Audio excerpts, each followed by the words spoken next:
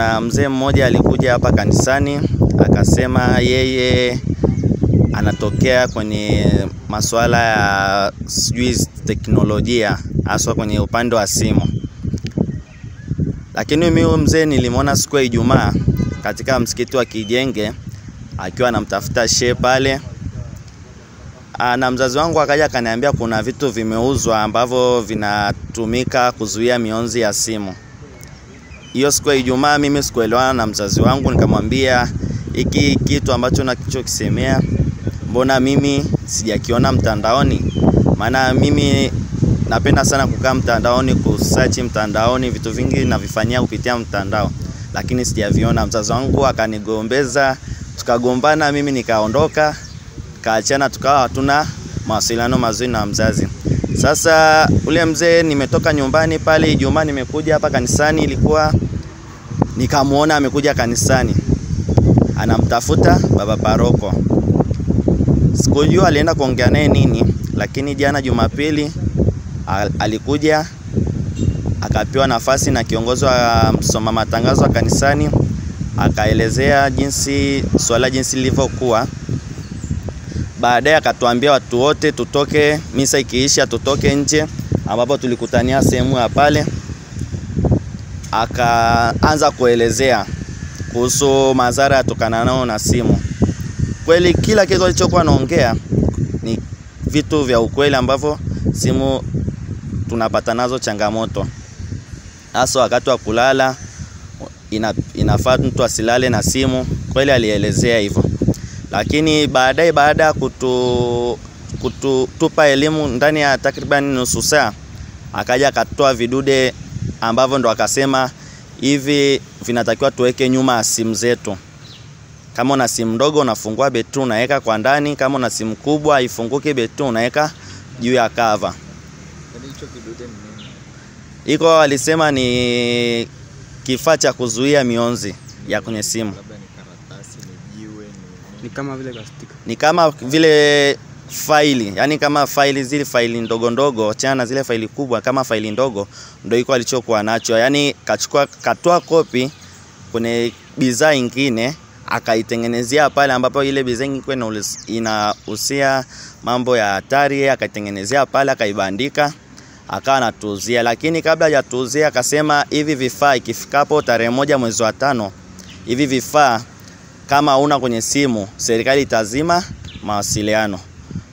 Sasa tukabaki, unajua sisi watu walivyowaoga, wanaogopa kifo, wakawa kwanza kutoa hela. Kuna mtu akatoa zaidi ya 200,000 ili kununua hivyo vifaa, ambapo kimoja ni 5,000, ambapo alipia alisema katika kabla tutakuwa tunavipata kupitia mawakala wa M-Pesa, ambapo huko vitakuwa vikiuzwa 20,000, lakini akasema kuna mfadhili ametokea vitakuwa vinauzwa kwa shilingi 5,000 kwa kupitia taasisi za dini. Kwa hiyo watu wakanunua, lakini baada ya watu kununua kutawanyika, kuna mama mmoja ambaye ni mwalimu alimuona yule kiongozi aliyekuwa anasoma matangazo, akamwambia vile vifaa unavyo ambavyo watu wananunua vile ni feki. Huyo mzee alikuja shuleni kwetu akatuuzia, kumbe ni vitu feki. Kweli yule kiongozi wa kanisa akaja akatuambia, wapo baadhi ya watu wakasema huyu kiongozi anamuonea wivu mzee kwa sababu ameuza vitu, kauza ndani ya dakika kashia kusanya karibia laki na kitu hivi, karibia 400,000 hivi. Lakini mimi nikasema hebu ngoja tuingie mtandaoni tukisearch jina, maana kila kitu kipo kwenye Google. Kweli nikaandika mtandaoni, sikukiona. Ndio nikawaonyesha watu pia pale, watu wakaamini. Tukamfuata pale juu alipokuwa anauzia, maana alikuwa bado hajaondoka. Tukawa tunamuhoji maswali, akawa anatujibu kwa kukwepa. Tukamshtukizia. Mimi baadaye nikamwambia hebu nionyeshe kampuni gani imeanzisha hii bidhaa, maana kila kitu lazima tujue kampuni na imetokea nchi gani. Akaniambia wewe dogo usinifuatilie. Nikamwambia bro, lazima tupate uhakika, maana mimi sijui hiki kitu, naweza ngaenda kuweka nikakuta ni bomu. Akaniambia sijui kimeanzishwa Korea Kusini, sijui jina kampuni, akanionyesha kwenye ile karatasi, akaniambia ni kampuni. Nikamwambia sawa, mimi nazo MB hapa, ngoja nifungue niangalie. Ile alivyoona naandika jina ile kampuni, akaninyang'anya simu. Sasa ndo pale nikajua kabisa kweli huu ni utapeli. Nikamwambia mzee, naomba simu yangu, nikamnyang'anya. Ndo hapo watu sasa wakapata ule uhakika. Ndo viongozi wa kanisa wakamchukua, wakampeleka ofisini, wakamuoji, baadaye akakiri mwenyewe ni utapeli anaofanya. Mimi kwa majina naitwa Charles Mlacha, ni katibu msaidizi wa parokia ya hapa Kijenge.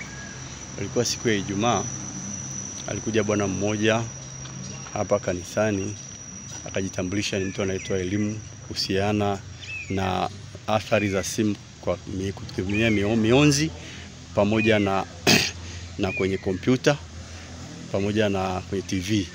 Kwa hiyo baada ya kuongea na baba paroko, akamwomba baba paroko amweleze kwamba, akamwomba baba paroko apate nafasi siku ya Jumapili kutoa elimu kwa waamini kuhusiana na athari ambazo zinaweza zikajitokeza. Baba paroko alimwambia kipindi hichi cha Kwaresima haturuhusu watu kuongea sana kwa kanisani, hivyo kama una tangazo basi uliandike alafu liende kwa sister, alafu sister atatoa taratibu, litatangazwa, alafu wale waamini ambao watakuwa tayari hapo nje watatoka, alafu wewe utaongea nao. Lakini kwa bahati mbaya sasa ile siku ya Jumapili alipokuja kusali baba paroko hakuepo.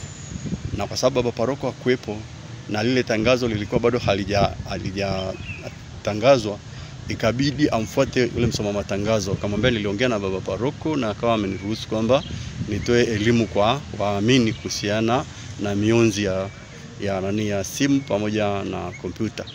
Kilichotokea ni kwamba alipopewa ile nafasi alijitahidi kuelezea athari za mionzi kwenye simu pamoja na kompyuta.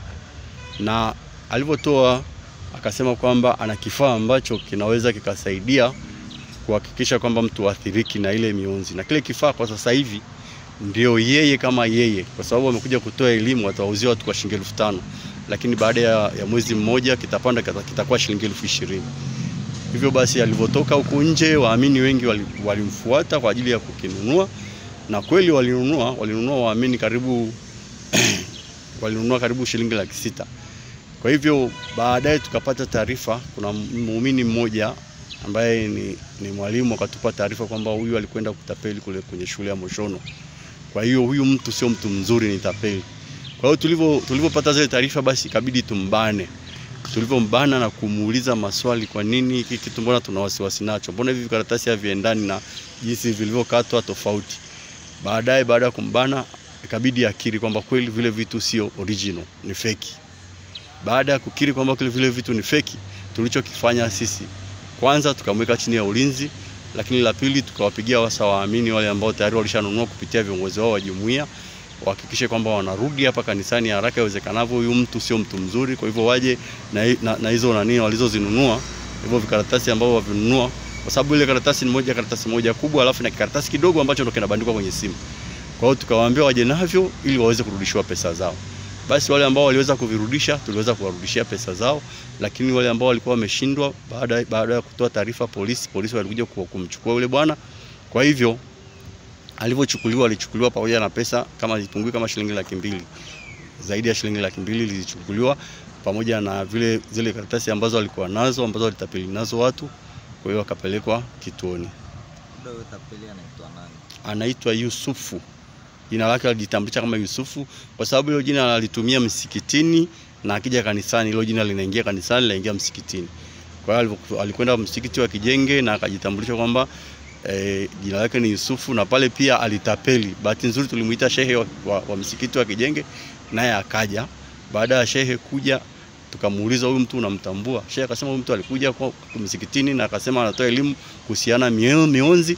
Basi nikampa ruksa, akauza kule, na kule aliuza shilingi 3,000, lakini hapa Kijenge kanisani aliuza kwa shilingi 5,500. Tunawashauri kwa kweli, kulingana na hali halisi ya maisha, wajitafutie kipato kihalali. Kufanya kipato kwa udanganyifu, umri wako umesha kwenda kiasi hicho, sasa hivi atakuwa yuko magereza, kitu ambacho sio kizuri. Afanye kazi ili apate kipato halali kitakachomsaidia.